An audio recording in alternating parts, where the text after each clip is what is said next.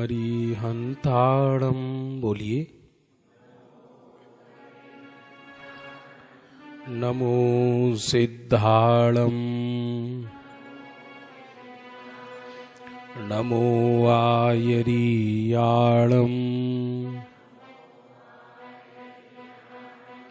नमो उवज्झायाणं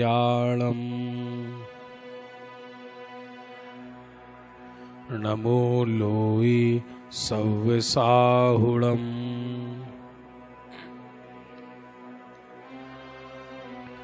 एसो पंचनमो यारो सव्य पावपणासिनो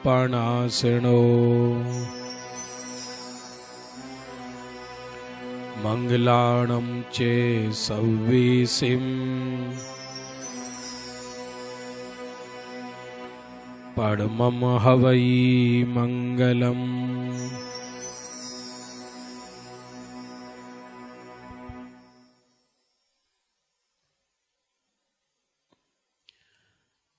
आज हम कथा सुनाते हैं 22वें तीर्थंकर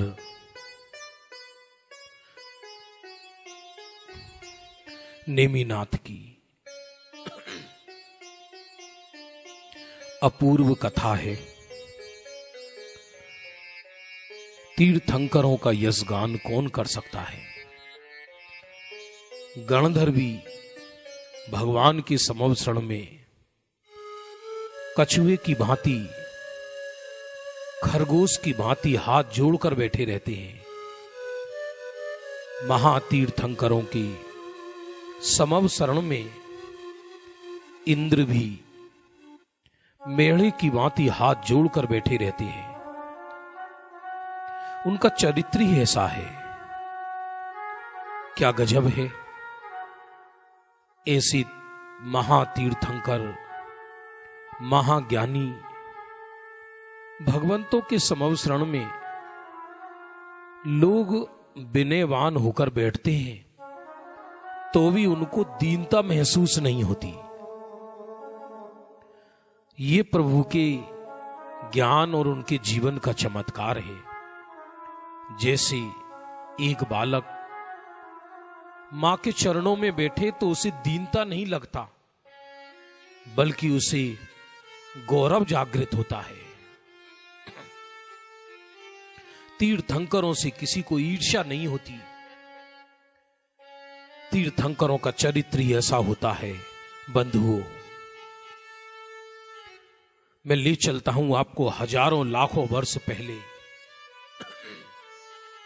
विदेह क्षेत्र में, बल्कि विदेह क्षेत्र नहीं, पुष्करवर द्वीप, जम्बू द्वीप, धातकी खंड और पुष्करवर द्वीप के अंदर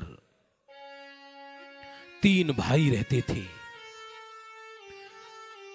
एक का नाम था विद्याधर, थे आकाश में उड़ते थे।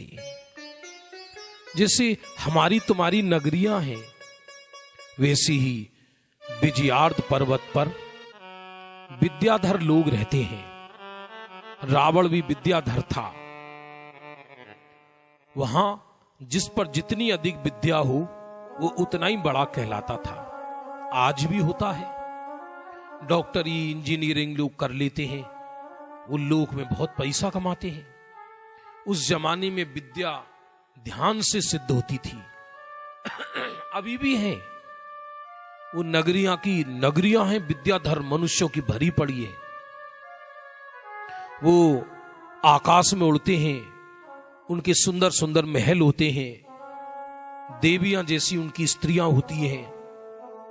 ऐसे ही ये 3 विद्याधर भाई थे सगे। इनका नाम था चिंतागति, मनोगति और चपलगति। 3 नाम था। क्या कहा? चिंतागति, मनोगति, चपलगति। तीनों के नाम थे सगे भाई। और उसी नगर में, उस नगर की राजा की एक राजकुमारी थी, उसका नाम था प्रीतिमती। प्रीतिमती नाम था उसका। अब उस जमाने में स्वयंवर होते थे। उस जमाने में क्योंकि राजकुमारी के लिए योग्य वर कैसे मालूम हो। अब मान लो 100 राजकुमार आए, उसमें से एक का वर्ण करेगी, 99 वापस जाएंगे। आज के जमाने में तो आत्महत्या कर ली, और कितना भद्दा लगे उसको। उस जमाने में जो राजकुमारियां होती थीं, उनका स्वयंवर होता था। तो प्रीतिमती ने एक शर्त रखी, और वो शर्त क्या थी? मैं सुमेरु पर्वत से एक बरमाला फेंकूंगी, माला, और जो विद्याधर जमीन में माला गिरने से पहले बीच में ही उसे पकड़ लेगा, परिक्रमा करके। समझ में आ रहा है? मैं ऊपर से एक माला फेंकूंगी, और 1 लाख योजन का ऊंचा सुमेरु पर्वत, और उसका व्यास कितना बड़ा होगा, मैं माला ऊपर से फेंकूंगी, और जो विद्याधर परिक्रमा करके उसे बीच में पकड़ लेगा, उसी से विवाह करूंगी।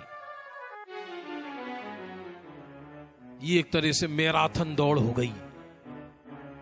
क्या करे? अब दोनों भाई पहले चपल गति गया, और उसने राजा से कहा, राजन, आपकी राजकुमारी से विवाह मैं करूंगा। राजा बोला, देखो, जिद सही नहीं है, ये नकचढ़ी है, अटपटी प्रतिज्ञाएं लेती है, तुम थक जाओगे, तुम माला पकड़ नहीं पाओगे, और अपना सा मुंह लेकर वापस चले जाओगे। मान जाओ मेरा कहा। बोले, नहीं, मैं आपकी पुत्री से विवाह करूंगा। अच्छी बात है। तो वो प्रीतिमती सुमेरु पे चढ़कर उसने वहां से माला फेंकी, और चपल गति ने परिक्रमा करना चाहा, बीच में ही सांस फूल गया और धड़ाम से गिरा, माला को नहीं पकड़ पाया।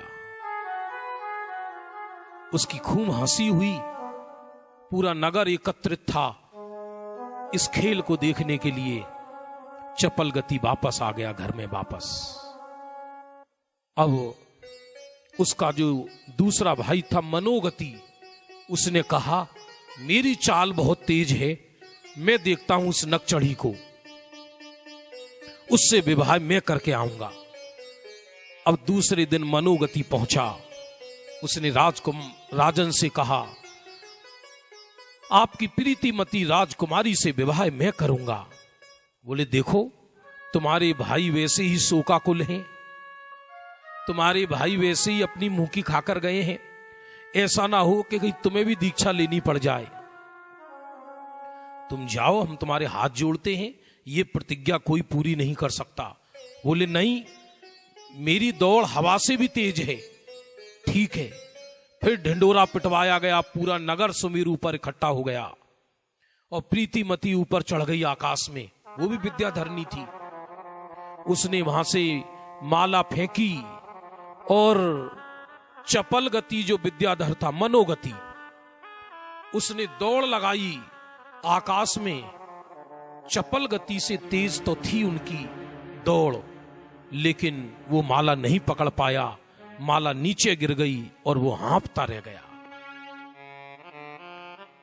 उसकी भी बहुत निंदा हुई, हंसी हुई। वापस आ गए दोनों भाई, मनोगति और चपल गति। घर में उदास रहने लगे। भाई चिंता गति जो विद्याधर था सबसे बड़ा, उसने कहा, क्यों, क्या बात है?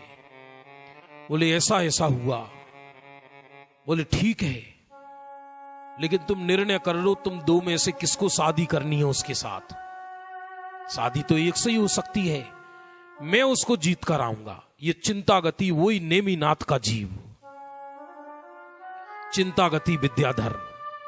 और महीनों बाद वह भी पुष्करवर द्वीप के उस राजा के पास पहुंचा कि आपकी राजकुमारी की शर्त को पूरी मैं करूंगा। उस राजा ने कहा, तुम्हारे दोनों भाई, आज तक उनके आंसू बंद नहीं हुए हैं, कहीं ऐसा ना हो कि तुमको भी मुंह की खाना पड़े। मैं तुम्हारे हाथ जोड़ता हूं, इस पागल की शर्त कोई पूरा नहीं कर सकता। मैं भी इसको समझा समझा कर थक गया, लेकिन वो कहती है कि नहीं, मैं तो माला फेंकूंगी ऊपर से, और जो परिक्रमा करके उसे बीच में पकड़ लेगा जमीन पे गिरने से पहले, उसी से विवाह करूंगी। चिंतागति विद्याधर कहता है, महाराज बातें करने में समय विलंब करने से कोई लाभ नहीं, आप स्वयंवर की घोषणा करो। नगाड़े पिटवाए गए पूरे नगर के अंदर, पूरा नगर फिर पहुंच गया। इस बार की सभा देखने जैसी थी। प्रीतिमती घमंड में चिंतागति विद्याधर को देखती है, फिर ऊपर चढ़ जाती है और बरमाला ऊपर से नीचे फेंकती है, और वो चिंतागति विद्याधर एक की जगह 3 परिक्रमा करता है और बरमाला को बीच में ही पकड़ लेता है।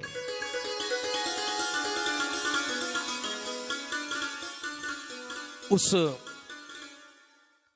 गति युद्ध में वो जीत जाता है और चारों तरफ तालियां बजती हैं, आकाश से पुष्पों की वृष्टि होती है। चिंतागति विद्याधर की जय, चिंतागति विद्याधर विजयी हुआ। और प्रीतिमती दुल्हन का वेश बनाकर बरमाला लेकर चिंतागति विद्याधर के गले में डालने आती है, तो चिंतागति विद्याधर हाथ जोड़कर बोलता है, तुम तो मेरी माता हो। ये सुनकर वो घबरा जाती है, बोली क्या कहते हो, मैं तुम्हारी माता कैसे हुई, तुम तो मेरे से विवाह करने आए हो। बोले नहीं, जिस पर मेरे भाइयों की दृष्टि गई हो वो तो मेरी मां हुई ना। समझ में आया नहीं आया? क्योंकि मेरे भाइयों ने तुम्हें चाहा है, विवाह करना है तो मेरे 2 भाइयों में से किसी एक भाई से विवाह करो, मैं तो उनके लिए तुम्हें जीतने आया हूं। तो मनोवती ने कहा, प्रीतिमती ने, यह तो संभव नहीं है, मैंने तो आपको चाहा है और आप गति युद्ध जीते हो, विवाह करूंगी तो तुमसे करूंगी वरना नहीं करूंगी। इधर चिंतागति ने यह कहा, विवाह करना है तो भाई से करो, तुम तो मेरी मैया लगती हो। वो तो ये तो बड़ा परेशानी खड़ी हो गई। इधर चिंतागति विद्याधर वापस आ गया और प्रीतिमती ने भी निर्णय कर लिया, मैं शादी करूंगी तो चिंतागति विद्याधर से करूंगी और अन्य किसी से नहीं करूंगी। पहले कन्याएं स्त्रियां ऐसी होती थीं, एक बार हृदय में किसी को स्थान देती थी। बाहर का विवाह तो एक परंपरा थी और अंदर किसी को एक बार चित्त में बैठा लिया तो फिर किसी दूसरे को स्थान नहीं देती थी, इसी का नाम विवाह था। इधर तीनों ने भी विवाह नहीं किया, चिंतागति, मनोगति और चपलगति, और इधर प्रीतिमती ने भी विवाह नहीं किया। बंधुओं, तीनों भाइयों ने जैनेश्वरी दीक्षा धारण कर ली और इधर प्रीतिमती राजकुमारी ने भी दीक्षा धारण कर ली। कैसा वैराग्य का प्रसंग बना, क्योंकि वो राजकुमारी चाहती थी कि मैं तो चिंतागति से ही शादी करूंगी, और चिंतागति विद्याधर कहे, तुम तो मेरी मां हो, मैं तुमसे विवाह कैसे कर सकता हूं। ये देखो, जीवन समय निकलने लगा तो दोनों तरफ वैराग्य आ गया। उस राजकुमारी ने भी जिन दीक्षा धारण कर ली, अर्जिका माता बन गई, और इन तीनों ने भी जैनेश्वरी निर्ग्रंथ दीक्षा धारण कर ली। कितना आश्चर्य है, कैसी घटनाएं घटित होती हैं पुराणों में जिसकी हम कल्पना नहीं कर सकते। बंधु, इधर क्या होता है, दोनों समाधि पूर्वक, इधर प्रीतिमती राजकुमारी और इधर ये तीनों मुनिराज सल्लेखना पूर्वक देह छोड़ते हैं और चौथे स्वर्ग में जाकर देव बनते हैं। देव गति में भी सुख नहीं है। हमें लगता है कि देव गति में सुख है, अरे देव गति में भी जीव एक दूसरे के वैभव को देख देख कर जलता है। वहां परस्पर ईर्ष्या है, बिना सम्यक्त के वहां भी सुख नहीं है। अंत में बिलखे 6 मास, कहे हम कैसे उसको देव। अंत में बिलखे 6 मास, कहे हम कैसे उसको। दशाचारों गति की दयनी, दया का किंतु न यहाँ विधान। दशाचारों गति की दया का किंतु न यहाँ विधान। शरण जो अपराधी को दे, अरे अपराधी वह भगवान। शरण जो अपराधी को दे, अरे अपराधी वह भगवान।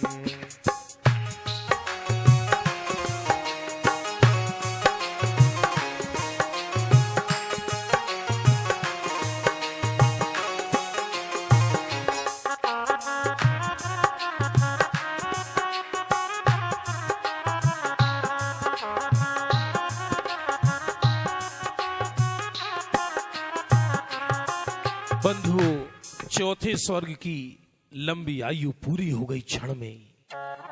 अरे ये तीनों लोक में ये जीव आत्म स्वभाव को समझे बिना निरंतर भटकता रहता है। हमको ऐसा लगता है इतनी लंबी आयु हमारी कैसे बीतेगी। ये लंबी आयु ही नहीं है, स्वर्गों की सागरों की आयु यूं ही बीत जाती है, मालूम ही नहीं पड़ती है। बंधु, उन 3 भाइयों में जो चिंतागति विद्याधर का जीव था, वो देह छोड़कर जो हमारे कथा नायक नेमिनाथ बनेंगे, पश्चिम विदेह में सिद्धपुरी नगरी में राजा अरहत दास का पुत्र बना।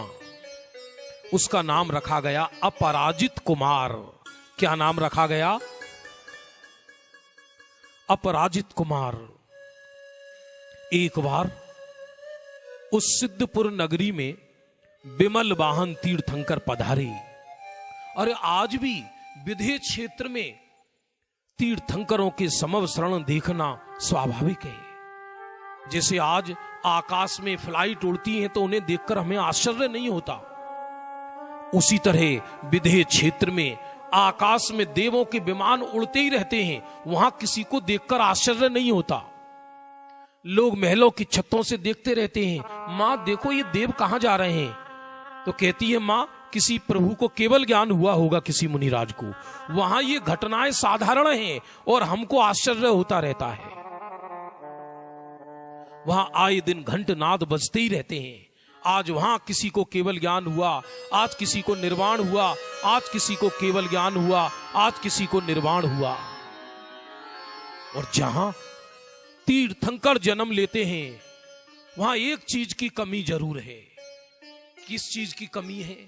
कि वहां के कारावास खाली पड़े रहते हैं।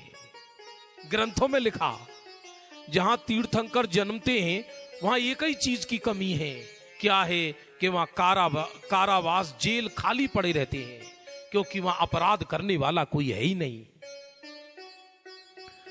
बंधु, अपराजित कुमार तीर्थंकर विमलनाथ पधारे। विमलनाथ के समव शरण में इनके पिता अरहत दास ने दीक्षा ले ली।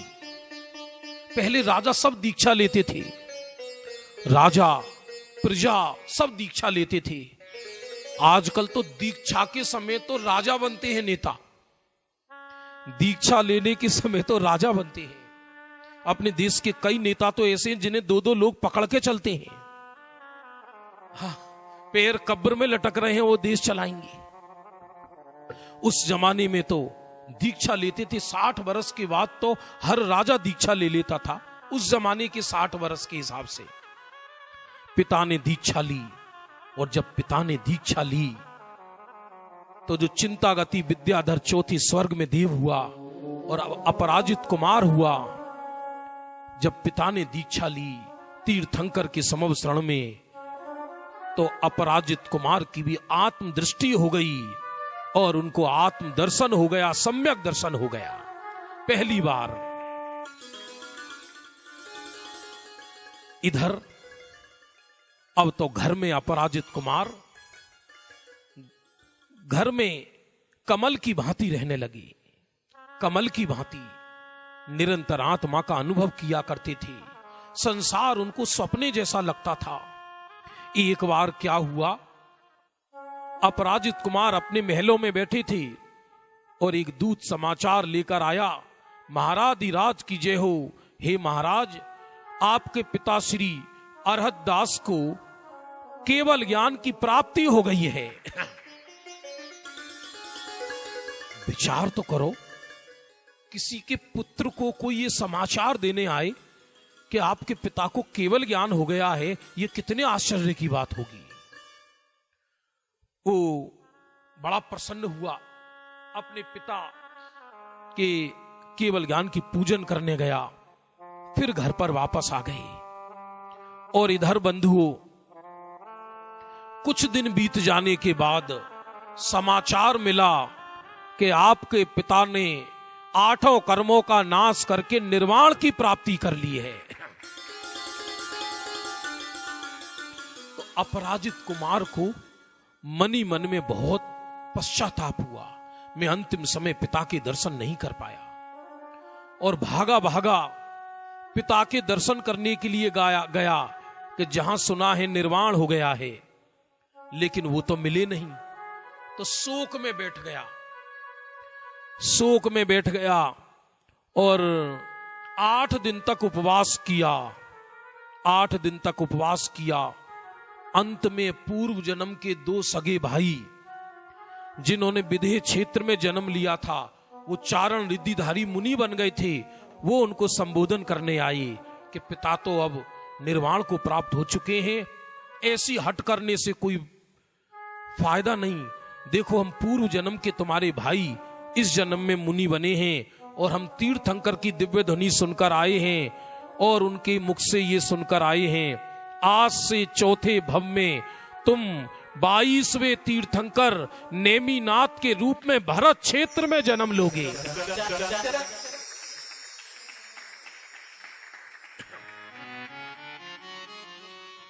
तुम्हारी आयु मात्र 1 महीना शेष रही है।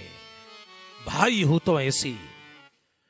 इसलिए अपराजित कुमार समकिति तो थी, संसार शरीर भोग से वैराग्य जाग गया और उन्होंने जैनेश्वरी निर्ग्रंथ दीक्षा धारण कर ली।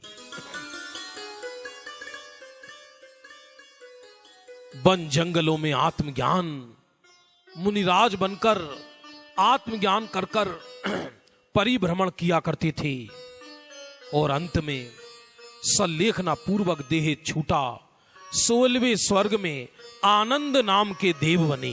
16वें स्वर्ग में आनंद नाम के देव। ग्रंथों में नाम आया है, नाम कोई काल्पनिक नहीं है। वो ये सब जो ग्रंथ हैं, ये वीतरागी मुनि भगवंतों ने ग्रंथ लिखे हैं।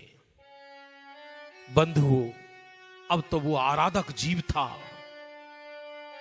समय बीत रहा था, स्वर्ग में भी वो आत्मा की आराधना करते थे। आनंद कुमार वहां से देह छूटा, हस्तिनापुर नगरी में राजा श्री चंद्र का पुत्र सुप्रतिष्ठ राजा के रूप में पैदा हुआ। 5वां भव चल रहा है। नेमिनाथ के केवल 7 भव ही प्राप्त होते हैं, 9 भव ग्रंथों में नहीं मिलते, 7 भव मिलते हैं अधिकतम। राजा श्री चंद्र ने दीक्षा ले ली, पिता ने तो दीक्षा ले ली। इधर यशोधर मुनिराज को आहार दिया, पंचाश्चर्य की वर्षा हुई, सुखपूर्वक राज्य कर रहे थे। एक दिन महलों में बैठे थे, आधी रात का समय था। आकाश में एक तारा गिरा शां करके। उस तारे को देखकर सुप्रतिष्ठ राजा के चित्त में पुनः वैराग्य आ गया और उन्होंने सोचा, अरे जिस प्रकार ये आकाश का तारा क्षय को प्राप्त हुआ है, एक दिन मेरी आयु भी ऐसे ही नष्ट हो जाएगी। मुझे शीघ्र तीव्र आत्म कल्याण करना चाहिए। और तुरंत समुद्र नाम के केवली थे, उनके समवसरण में जाकर उन्होंने निर्ग्रंथ जिन दीक्षा अंगीकार कर ली। और जैसी समवसरण में दीक्षा अंगीकार की, भगवान की दिव्य ध्वनि में आया। समुंदर नाम के केवली की, सामान्य केवली थे, उनकी दिव्य ध्वनि में आया। ये जो जीवराज सुप्रतिष्ठ मुनिराज विराजमान हैं, अब से तीसरे भव में भरत क्षेत्र के 22वें तीर्थंकर नेमिनाथ के रूप में अवतार लेंगे। क्या ये कैसा गजब है! एक भावी तीर्थंकर वर्तमान केवली के समवसरण में बैठे हुए हैं। श्रावकों की, मुनिराजों की सभा में समवसरण में विराजमान हैं। कैसा वातावरण होगा वहां पर! लोग उन्हें देख देख कर निहाल हो रहे होंगे हस्तिनापुर में। और भगवान के चरणों में 16 कारण भावना भाई। आप जानते हो ये 16 कारण भावना भी बड़ी मनोवैज्ञानिक है। कौन जीव तीर्थंकर बनता है भविष्य में? जानते हो कौन जीव तीर्थंकर बनते हैं? जिसके चित्त में तीनों लोक के प्राणियों के प्रति इतना प्रेम होता है, इतना प्रेम होता है, अरे विश्व के सभी जीव कल्याण करें। ये हर किसी की भावना नहीं हो सकती। आप धर्म क्षेत्र देखो, चाहे कर्म क्षेत्र देखो, जहां देखोगे वहां आपको ऐसा नजर आएगा, कोई नहीं चाहता कि कोई हमसे आगे निकले। लेकिन ये धर्म क्षेत्र ऐसा है, अरे हमारे तो गुरुदेव ऐसे थे, वो ये कहते थे, जब उनकी सभा में सौगानी जी पहुंचे और सौगानी जी का बाद में स्वर्गवास हो गया, तो उन्होंने उन्मुक्त हृदय से ये बोला कि ये जीव मेरे से पहले मोक्ष जाएंगे। मेरे से पहले। क्यों?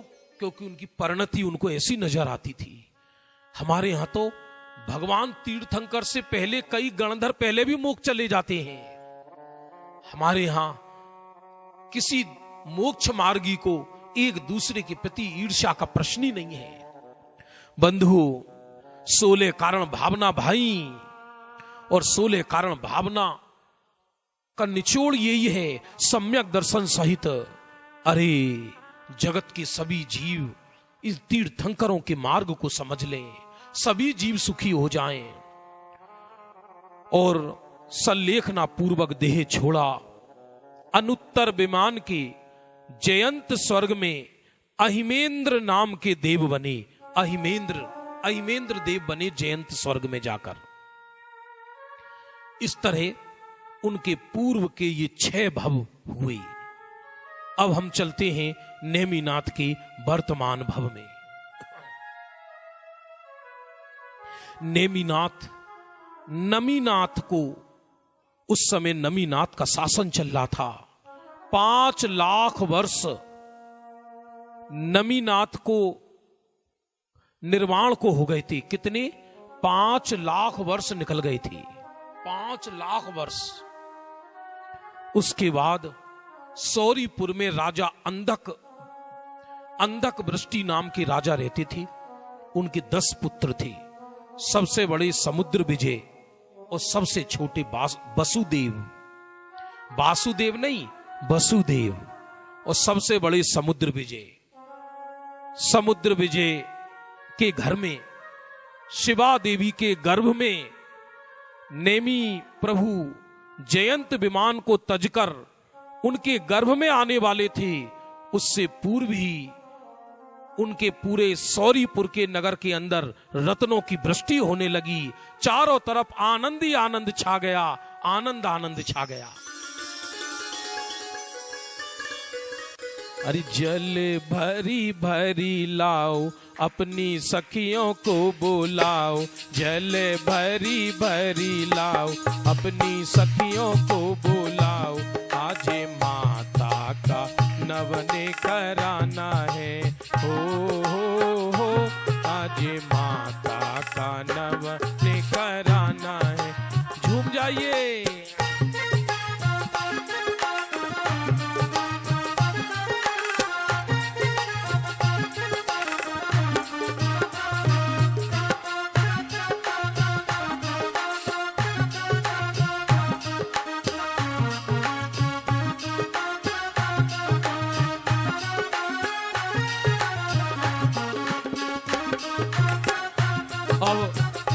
आजकल की माताएं तो उनके गर्भ में कैसे शिशु आएंगे ये तो केवल ही जाने, टीवी के आगे बैठी है तो कैसे आएंगे ये तो सबको मालूम होगा। 6 महीने पहले से रत्नों की वृष्टि होने लगी। 4 समय, एक समय में 3.5 करोड़ रत्नों की वर्षा होती थी। कितनी? 3.5 करोड़। पर आश्चर्य है कि उन एक भी रत्नों को कोई उठाने वाला नहीं था, क्योंकि पूरी की पूरी नगरी रत्नों की बनी हुई थी। उन रत्नों को कौन उठाएगा? अरे चेतन चंद्र उधर में आयो, चेतन चंद्र उधर में आयो, माता जी का मन हर्षायो। माता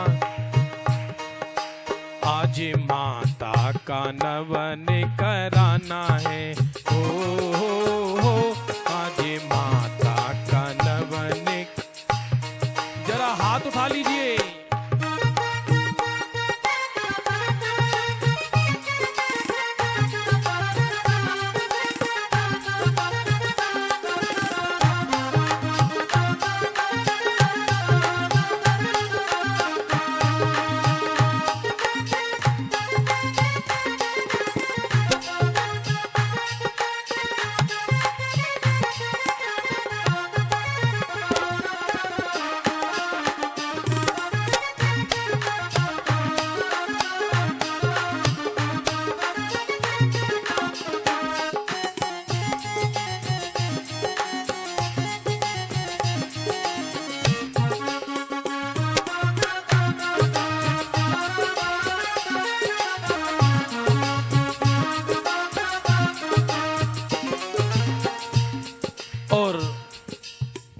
बंधुओं, शुभ घड़ी और शुभ नक्षत्र में माता गर्भवती हुई, प्रसन्नता रही।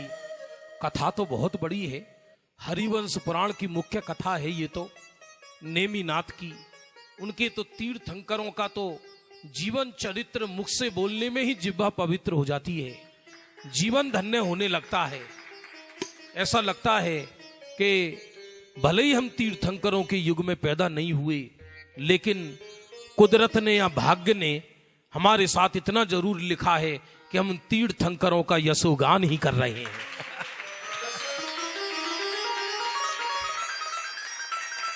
और इधर 16 स्वप्न देखे, समुद्र विजय ने उनका फल बताया माता को।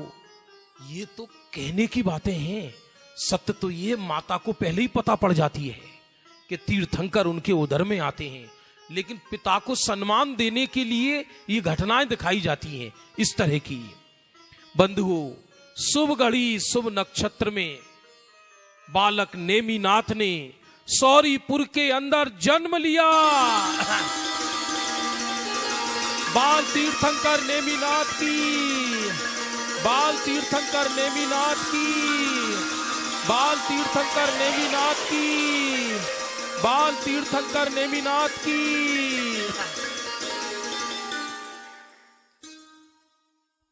उनकी कुल आयु 1000 वर्ष थी। कुल आयु उनकी 1000 वर्ष थी। जो उनका शरीर था 10 धनुष अर्थात 30 मीटर का था। 10 धनुष अर्थात 30 मीटर का। शंख उनका चिन्ह था। नील वर्ण, नीली आभा उनके देह की थी। बंधुओं, घटनाएं तो बहुत घटित हुई बीच में। जरासंध और श्री कृष्ण का बीच में युद्ध भी हुआ। बाद में ऐसा बताते हैं पुराणकार कि जरासंध से डरकर समुद्र विजय पहले ही द्वारिका में चले गई थी। लेकिन कई पुराणकार ऐसे कहते हैं कि जिस घर में तीर्थंकर का जन्म होना हो उसके पिता भला किससे डरेंगे। तो आपस में इतिहासकारों में इस बात पर आज भी निर्णय नहीं है। कोई कहता है नेमिनाथ का जन्म द्वारिका में हुआ और कोई कहता है नेमिनाथ का जन्म सौरीपुर में हुआ। एक तीसरे इतिहासकार हुए, वो ये कहते हैं कि जन्म द्वारिका में हुआ और द्वारिका के लोग सूरवीर थे, इसलिए उसी का नाम सौरीपुर था। समझ में आ रहा नहीं आ रहा है? जहां भी हुआ हो, लेकिन तीर्थंकर के कुल के लोग किसी से डरते नहीं हैं। लेकिन द्वारिका की घटना कब घटी, ये पूरी ग्रंथों के अंदर लिखा हुआ है। धीरे धीरे नेमिनाथ बड़े होने लगे। उनकी श्यामल मुद्रा थी। देव देवियां उनको देखने के लिए आते थे। बाल तीर्थंकर भी उपदेश नहीं देते किसी को, मौन ज्यादा रहते हैं। बाल तीर्थंकरों को सटकर्म भी नहीं होते, वो किसी के दर्शन भी नहीं करते। तीर्थंकर का द्रव्य उत्कृष्ट द्रव्य होता है, वो भला किसको नमस्कार करें। बंधु, श्री कृष्ण को मन ही मन में एक विचार चलता था, क्योंकि श्री कृष्ण छोटे के पुत्र थे और नेमिनाथ बड़े के पुत्र थे। तो श्री कृष्ण के पुण्य में थोड़ी सी कमजोरी थी और नेमिनाथ का पुण्य तीर्थंकर थे। और श्री कृष्ण नारायण थे, लेकिन मन ही मन में उनको ये सोच थी कि जल्दी तीर्थंकर मुनि ले बनकर जल्दी जाएं तो मैं निष्कंटक राज्य करूं। हद हो गई। व्यक्ति के चित्त में ऐसे ऐसे परिणाम उत्पन्न होते हैं, वो भी नारायण श्री कृष्ण को कोई विचार भी नहीं कर सकता। इस तरह के परिणाम भी नारायण श्री कृष्ण को लेकिन स्पष्ट ग्रंथों में आता है। क्योंकि एक सभा में नेमिनाथ बैठे हैं सिंहासन पर, और एक सभा में, उसी सभा में श्री कृष्ण बैठे हैं। यद्यपि श्री कृष्ण राज्य करते थे, राज्य तो समुद्र विजय करते थे क्योंकि वो बड़े थे, और श्री कृष्ण के लिए भी सिंहासन लगता था, वो नारायण थे। तो भी देवता लोग नेमिनाथ को प्रेम भरी नजरों से देखते थे। प्रभु आप ही धरती के राजा हो, आप ही महान हो। तो श्री कृष्ण मन ही मन में सोचते थे, हे प्रभु ये कब दीक्षा लेकर जाएं तो हम अकेले पूरा शासन करें। इधर क्या हुआ बंधुओं, एक बार श्री कृष्ण की हजारों शादियां हुई। सत्यभामा, रुक्मणी, उनकी बड़ी सुंदर सुंदर रानियां थीं। एक बार श्री कृष्ण अपनी रानियों के साथ नेमिनाथ को जबरदस्ती जल कीड़ा कराने के लिए ले गई। अब राजमहल में, राजाओं में ऐसे ही होता था। और एक रत्न सरोवर में जल कीड़ा करने के लिए चले गए, और नेमिनाथ तो महाबैरागी थे। वो जल के अंदर भी ऐसे बैठे हुए थे जैसे कोई चंद्रमा जल के अंदर निकल रहा हो। श्री कृष्ण कभी कभी नेमिनाथ पर जल की बौछार कर दें, लेकिन नेमिनाथ तो जैसे कोई सामायिक कर रहे हो। इसके बाद क्या होता है, जल कीड़ा करने के बाद नेमिनाथ ने अपने वस्त्र परिवर्तन किए और अपने कपड़ों को भाभी सत्यभामा को दिया कि इनको जरा व्यवस्थित कर दो, निचोड़ दो। तो सत्यभामा तो नक्कर बोली, मैं पटरानी हूं श्री कृष्ण की, यदि कपड़े निचड़वाने हैं तो शादी कर लो। नहीं आया समझ में? तुम भी विवाह करके आ जाओ, मैं किसी के कपड़े वपड़े नहीं पकड़ती। लेकिन श्री कृष्ण, नेमिनाथ तीर्थंकर के जीव का अभिमान कभी प्रकट नहीं होता। यद्यपि वो अभी उनके कसायों का अभाव नहीं हुआ था, फिर भी नेमिनाथ के चित्त में एक भाव आया, इनको बहुत अभिमान है इनकी पत्नियों को, कई नारायण की पत्नी है, इनको समझ जाना चाहिए दुनिया में कोई महान नहीं है। तो नेमिनाथ घर पर गई और नाग सैया पे चढ़ के नाग से शंख फूंक दिया। नाग सैया पर कोई चढ़कर शंख नहीं फूंक सकता, या तो नारायण फूंक सकते हैं या तीर्थंकर फूंक सकते हैं। जैसे ही उन्होंने शंख फूंका तो एकदम धरती पर भूचाल आ गया। श्री कृष्ण डरे, मेरी नाग सैया पर चढ़कर कौन की ताकत हुई है जिसने ये शंख बजाया है। मालूम पड़ा भाई श्री कृष्ण ने ही बजाया है, भाई नेमिनाथ ने बजाया है। तो श्री कृष्ण उनके चरणों में गिर गए, प्रभु क्षमा करो, क्या गलती हो गई? बोले कोई गलती नहीं हुई है, शांत हो गई। धीरे धीरे समय बीतता गया। श्री कृष्ण के चित्त में एक सात्विक संघर्ष सा रहता था। उन्होंने सोचा या तो जल्दी विवाह कर लें, ये विवाह हो गया तो फिर तो राजा बन जाएंगे ये, और ये तो तीर्थंकर के जीव हैं, कोई साधारण सा भी वैराग्य का निमित्त मिल गया तो ये दीक्षा ले लेंगे। बस क्या था, श्री कृष्ण ने जूनागढ़ की राजकुमारी उग्रसेन की राज दुलारी राजुल के लिए दूत भेजा वहां पर कि नेमिनाथ के विवाह का प्रस्ताव लेकर। उग्रसेन को बड़ी प्रसन्नता हुई, बहुत प्रसन्नता हुई, और उसका पूरा रूपक है। देखो कभी यहां पर कौन सा पंच कल्याणक होगा वो तो गुरुजी निर्णय करेंगे। पहले महावीर भगवान का हुआ था ना शायद, तो वो पूरा एक बहुत सुंदर रूपक है। और अंत में निर्णय हुआ, इंद्र ने वो पत्रिका बांची, इंद्र ने पत्रिका, और वो पत्रिका पूरे तीनों लोक में बांची गई कि जूनागढ़ की राजकुमारी राजुल का विवाह 22वें तीर्थंकर राजकुमार नेमिनाथ के साथ होना तय हुआ है।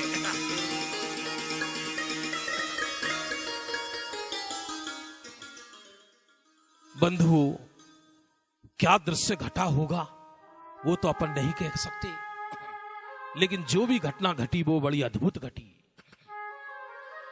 अरे जूनागढ़ में सज गए देखो तोरण द्वार, जूनागढ़ में सज गए देखो तोरण द्वार। डोली अरे डोली लाए नेमी कुमार, डोली लाए नेमी कुमार। अरे जूनागढ़ में सज गए देखो तोरण द्वार, जूनागढ़ में सज गए देखो तोरण द्वार। डोली अरे डोली लाए नेमी कुमार। जरा तालियां।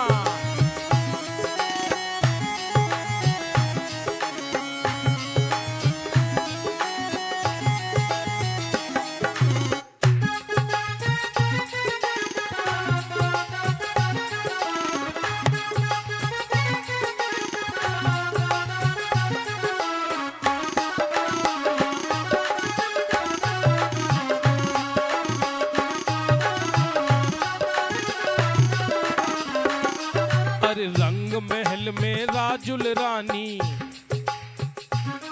अरे रंग महल में राजुल रानी करें श्रृंगार। डोली अरे डोली लाए नेमी कुमार। अरे रंग महल में राजुल रानी करें श्रृंगार। डोली अरे डोली लाए नेमी कुमार।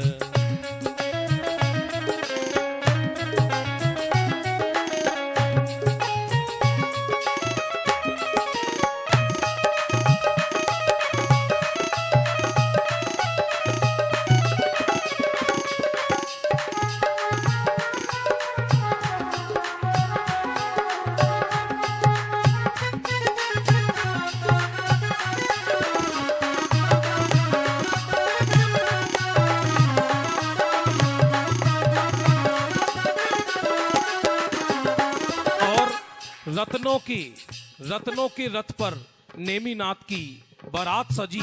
14 करोड़ बाराती थे, 14 करोड़ बाराती, और उस बारात का नेतृत्व स्वयं सौधर्म इंद्र कर रहे थे। उस बारात का नेतृत्व 14 करोड़ बाराती। अरे डोली लाए नेमी कुमार, अरे डोली लाए नेमी कुमार।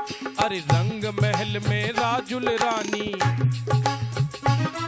अरे रंग महल में राजुल रानी करे श्रृंगार। डोली अरे डोली लाए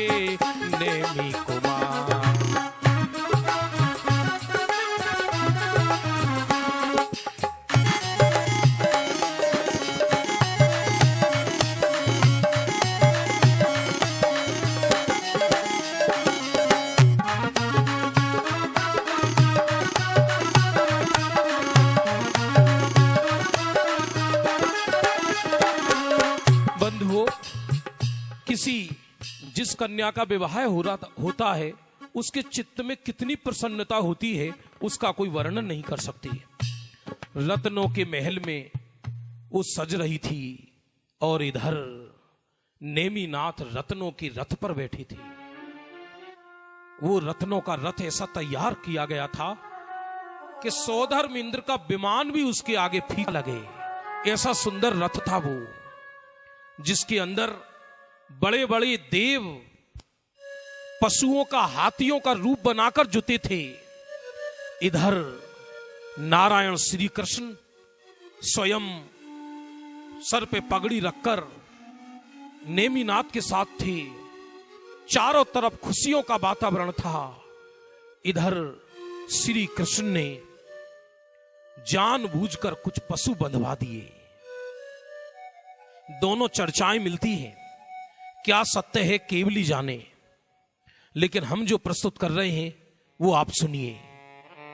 कई जगह ग्रंथों में ऐसा लिखा कि संध्या काल का समय था, गायें जंगलों से आ रही थीं और नेमिनाथ की बारात के कारण गाय का बच्चा इधर रह गया, कुछ बच्चे, और गाय उधर रह गईं, तो वो अपने बच्चों को पाने के लिए तड़प रही थीं। 14 करोड़ बाराती थे। 14 करोड़ बाराती किसको कहते हैं बंधुओं? 56 कोटि, 56 करोड़ बाराती। 56 करोड़, 14 करोड़ नहीं, 56 करोड़ बाराती, 56 कोटि बाराती लाए।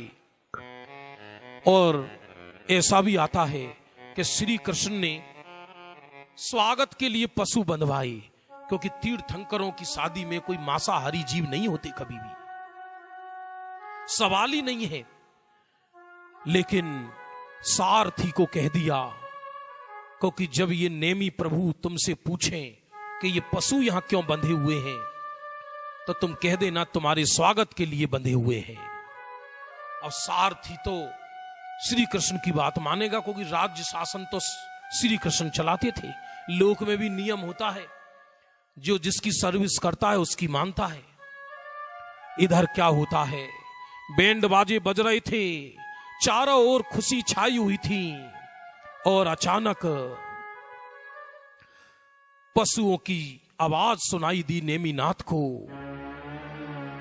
और उन पशुओं की आवाज सुनकर तीर्थंकर का हृदय तो वैसे ही महाकोमल होता है, वो किसी के कष्ट को नहीं देख सकते। अचानक सारथी रथ को रोको, सारथी रथ को रोको। सारथी ने रथ को रोका। उस करोड़ों बारातियों के बीच में नेमिनाथ ऐसे लग रहे थे जैसे पूर्णमासी का चंद्रमा सितारों के बीच में निकल रहा हो। उन्होंने सारथी से पूछा, रे सारथी, ये समझ में नहीं आ रहा, मेरे विवाह प्रसंग में ये पशु यहां क्यों बंधे हुए हैं? ये जूनागढ़ में ये पशु क्यों बंधे हैं दरवाजे पर? महाराज, आपके अभिनंदन के लिए, आपके स्वागत के लिए।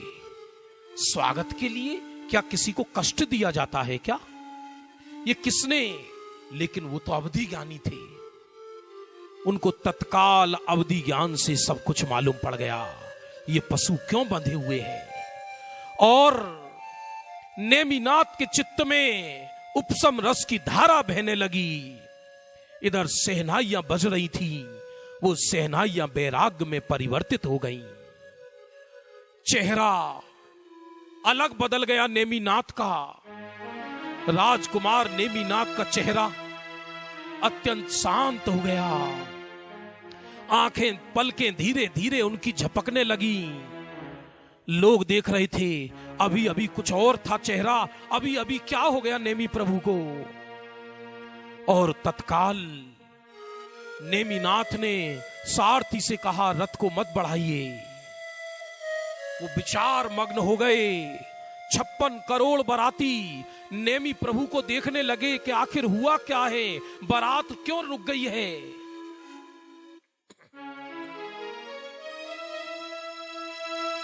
नेमी प्रभु को देखो ये क्या हो गया,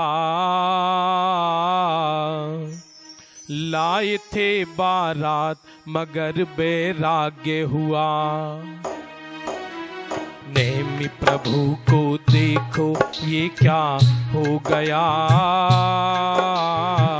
लाए थे बारात मगर वैराग्य हुआ।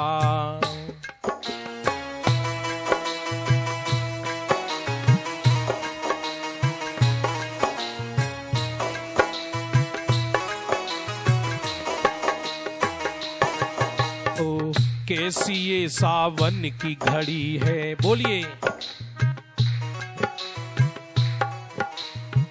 कैसी ये सावन की घड़ी है। राग बिराग में जंग छिड़ी है, कहीं पे गीत कहीं पर बाजे। नेमी प्रभु जी रथ में विराजे।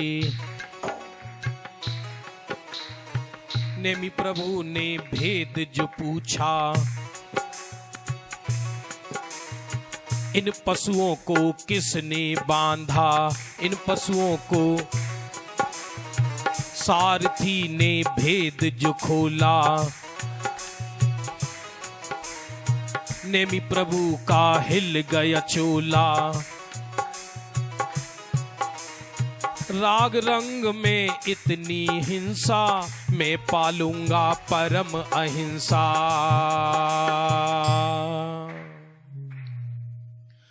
जल गया सारा राग ज्ञान की अग्नि में, चल दिए नेमी कुमार विरागी की बस्ती में।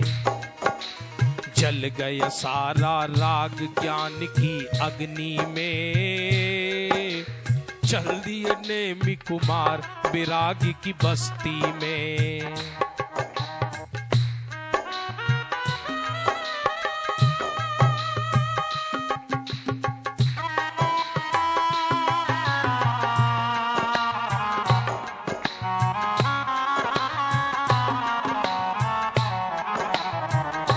बंधुओं, सारथी ने, नेमिनाथ ने सारथी को कहा, ये रथ जूनागढ़ में नहीं, आप गिरनारी के ऊपर ले चलो, गिरनारी के पास ले चलो।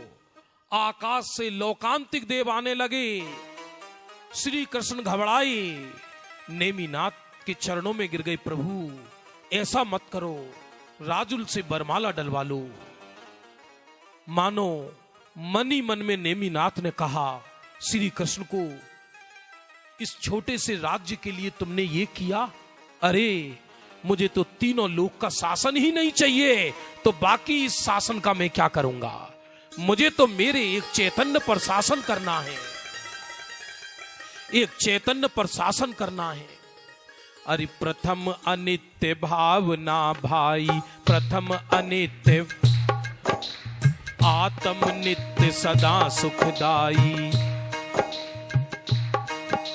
संयोगों में शरण नहीं है, शुद्धात्म ही परम शरण है। एक एक में रम जाता है, पूर्णानंद महा पाता है। और शुद्धि की वृद्धि में निर्जरा होती है, ध्यान अग्नि ही कर्म कालिमा धोती है। शुद्धि की वृद्धि में निर्जरा होती है, ध्यान अग्नि ही कर्म कालिमा धोती है।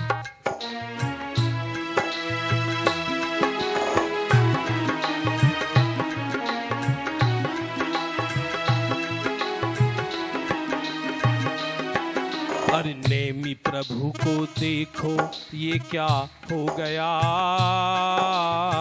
लाए थे बारात मगर वैराग्य हुआ। नेमी प्रभु को बोलिए,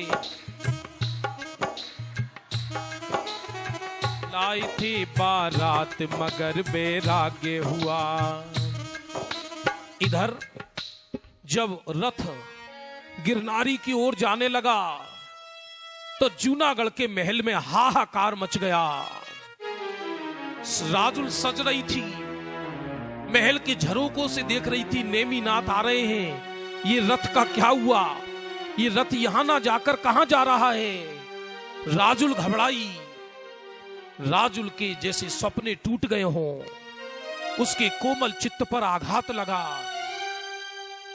और किन्हीं सखियों ने राजुल के कान में आकर कहा, तुम्हारे स्वामी नेमी प्रभु अब विवाह नहीं करेंगे, उनको वैराग्य आ गया है, उनका रथ जिन दीक्षा लेने के लिए गिरनारी की ओर रवाना हो गया है।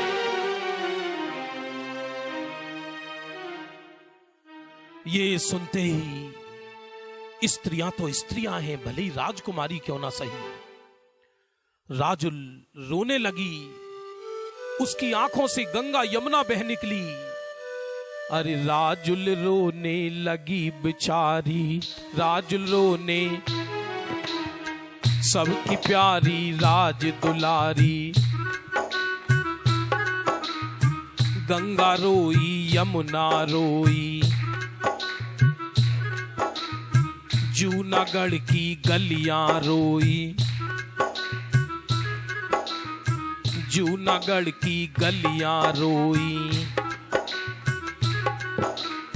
राजुल को बाबुल समझावे, बेटी दूजा ब्याह रचावे। और माता पिता राजुल को समझाने लगे, बेटी तू रो मत, अभी तुम्हारा विवाह थोड़ी हुआ था, हम तुम्हारी दूसरा विवाह कराएंगे, तुम चिंता मत करो। ये सुनकर राजुल ने सारा श्रृंगार फेंक दिया। पिताश्री कैसी नादानी करते हो, तुम विवाह की बात करते हो, तुम ये मत समझो कि मुझे शोक है, सत्य तो ये है, ये नेमी प्रभु विवाह के बहाने मुझे सिद्धशिला ले जाने आए हैं।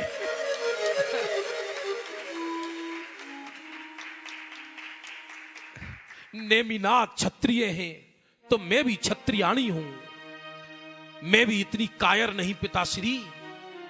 क्षत्रियाणी राजकुमारी एक बार अपने हृदय में किसी को स्थान देती है, दूसरा विवाह, कैसे दूसरा विवाह? हे पिताश्री, मैंने अनंत जन्मों में अनंत विवाह रचाई। अरे लोग जिसे मांग का सिंदूर कहते हैं, वो भव भव के कष्टों की लाली है। सच देखा जाए, सच देखा जाए, जिसे लोग मंगल सूत्र कहते हैं वो अमंगल सूत्र है। सच देखा जाए, माथे का टीका गुरु का आदेश ही माथे का टीका है, और जिनवाणी कंठ में यही मंगल सूत्र है। मैंने अनंत बार विवाह रचाया। अरे उसको जाति स्मरण ज्ञान हो गया। अरे ये वही है नेमी प्रभु, ये वही नेमी प्रभु हैं जो कि चिंता गति विद्याधर 7 वह पूर्व इनसे विवाह हो गया हुआ था। पूर्व में भी इन्होंने मुझे मां के समान देखा, मेरा ही राग था जो मैं इनसे विवाह के लिए आतुर हुई। कैसा विवाह? अब तो जब नेमिनाथ निर्वाण जाएंगे तो मैं क्या संसार में फंस जाऊंगी?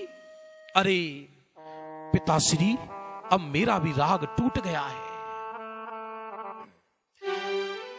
अरे राजुल रोने लगी बेचारी, राजुल रोने, सबकी प्यारी राज दुलारी, राजुल को बाबुल समझावे, बेटी दूजा ब्याह रचावे। राजुल ने तब मन में विचारा, राजुल ने तब आत्मज्ञान कला सुखकारी, आत्मज्ञान मैंने ब्याहे बहुत रचाए, किंतु क्षण भी शांति न पाई। मेरे नेमी बने विरागी, मैं भी बनूंगी उनसी बिरागी।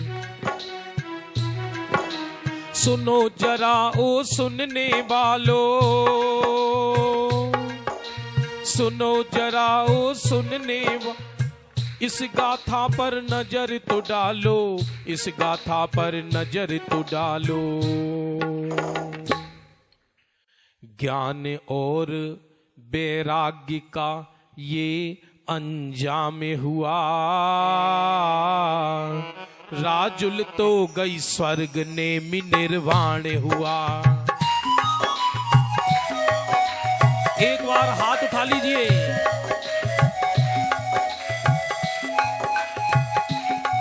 अरे ज्ञान और वैराग्य का ये अंजाम हुआ, राजुल तो गई स्वर्ग नेमि निर्वाण हुआ। नेमि प्रभु को देखो ये क्या हो गया, लाए थे बारात मगर वैराग्य हुआ।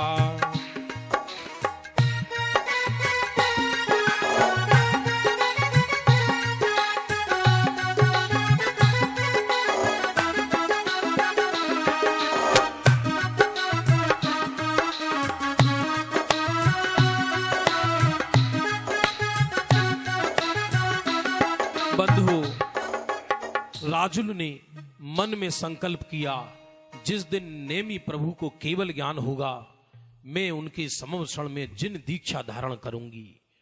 वो जूनागढ़ में ही रहकर आत्म आराधना करने लगी। नेमि प्रभु ने केस लॉन्च किया, परम मुनिराज बन गए। 3 दिन बाद सौरीपुर में राजा बरदत्त के यहां उनका प्रथम आहार हुआ। प्रथम आहार नेमि मुनिराज का। और 2 माह तक छद्मस्त रहे, 60 दिन तक छद्मस्त रहे। और 60 दिन तक छद्मस्त रहने के बाद उनको गिरनारी पर ही 4 घाती कर्मों का नाश करके केवल ज्ञान की प्राप्ति हो गई। नेमिनाथ भगवान की, नेमिनाथ भगवान की, नेमिनाथ भगवान की।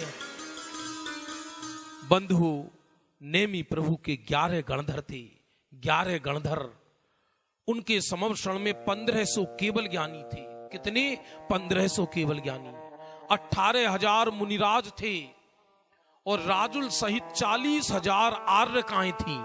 40,000 आर्यकाएं, 1 लाख श्रावक थे और 3 लाख श्राविकाएं थी। नेमिनाथ ने इस धरती पर 700 वर्ष तक विहार किया। माने 60 दिन कम 700 वर्ष तक विहार किया, क्योंकि 60 दिन तक वो छद्मस्त रहे थे। 2 माह केवल ज्ञान हो जाने के बाद 700 वर्ष तक उन्होंने पूरे आर्य खंड में जिन धर्म की प्रभावना की, नेमि प्रभु की। और 1 माह पूर्व गिरनारी पर उनका विहार आकर बंद हो गया। कैसा काल दोष है, जिस गिरनारी से हमारे प्रभु नेमिनाथ निर्वाण को प्राप्त हो गए, वो गिरनार आज ऐसा लगता है कि हमारा नहीं रहा। आज ऐसा लगता है कि जैसे गिरनार पर हम जाकर स्वतंत्रता पूर्वक आराधना नहीं कर सकते। वो गिरनारी की रमणीक वातावरण, वहां के सबसे ऊंचे स्थान से 1 महीने तक उनका विहार बंद हो गया। और अंत में उन्होंने योग निरोध किया और योग निरोध करके 4 आघाती कर्मों का नाश करके निर्वाण पद की प्राप्ति करी।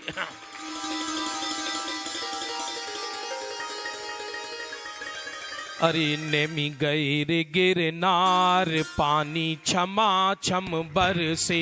नेमि गए रे गिरनार, पानी छमा छम बरसे, छमा छम बरसे, छमा छम बरसे, छमा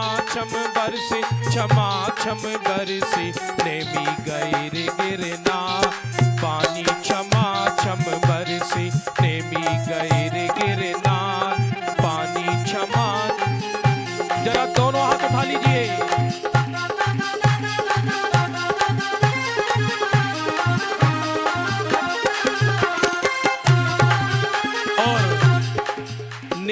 गिरनार यहां से पास में है, तो जरा भक्ति करने के लिए आ जाइए। ये अंतिम भजन चल रहा है उत्साह पूर्वक नेमिनाथ के लिए। आ जाओ विजय भाई जी।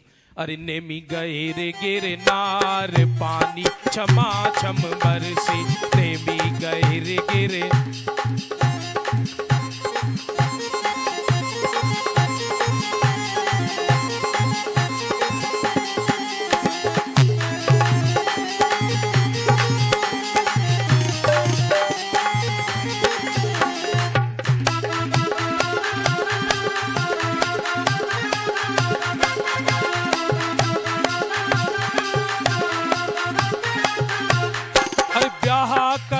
को नेमी आए, बोलिए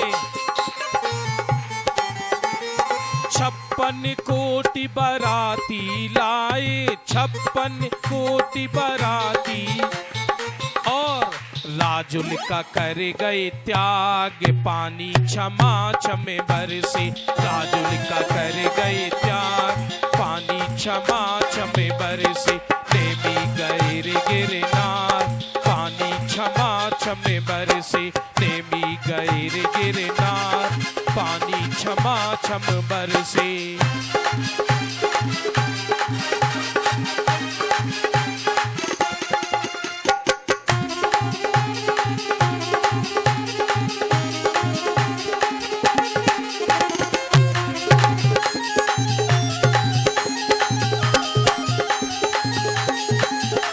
अरे राजुल को बाबुल समझावे, बोलिए बेटी दूजा ब्याह रचावे, अरे बेटी दूजा ब्याह रचावे, और राजुल भी चढ़ गई पहाड़, पानी क्षमा छम बरसे, राजुल भी चढ़ गई पहाड़, पानी क्षमा छम, नेमी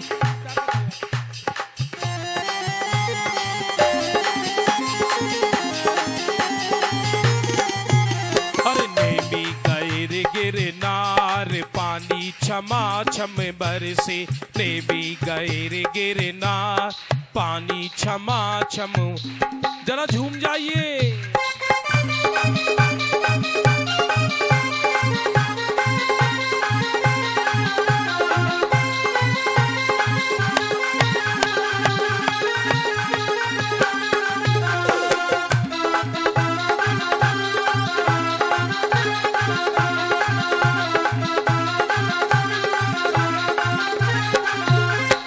अंत में क्या होता है, रिदम बजती रहनी चाहिए, म्यूजिक स्लो, ताली तेज।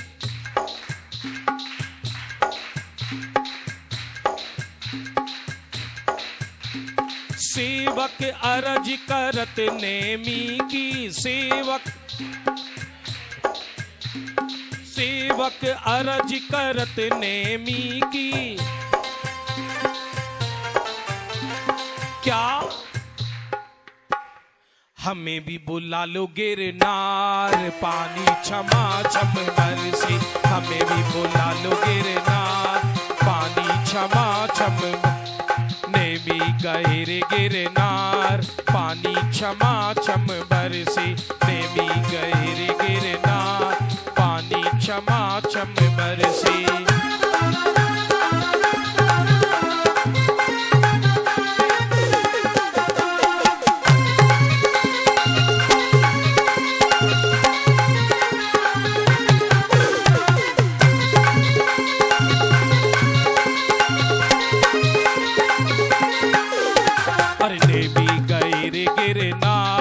पानी क्षमा छम बरसे, नेमी गए रे गिरनार, पानी क्षमा छम बरसे, नेमी गए रे गिरनार, पानी क्षमा छम बरसे।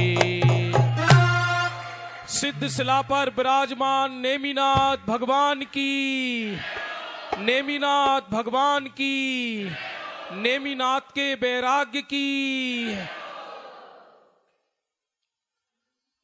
गुरु जी के श्री मुख से नेमिनाथ के विषय में कुछ सुनना चाहेंगे।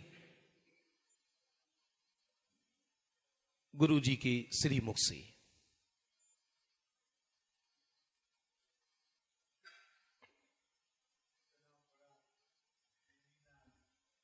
और यहाँ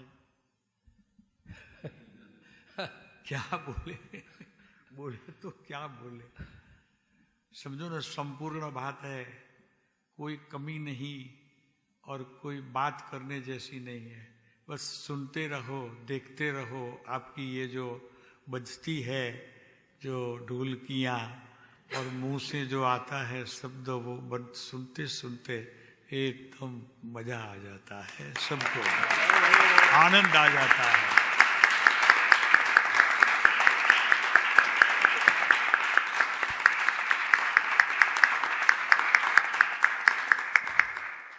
गिरनार पास है ना यहां से? हाँ हाँ।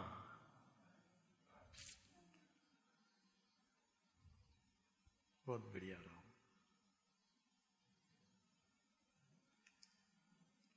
लाइफ में फर्स्ट टाइम सुना ये। अच्छा। हमारी बात करता हूँ, दूसरों की बात तो नहीं करता। कोई सुने भी होंगे मगर हमने तो पहला सुना है ये, फर्स्ट टाइम आपके मुंह से। बोलो नेमिनाथ भगवान की जय।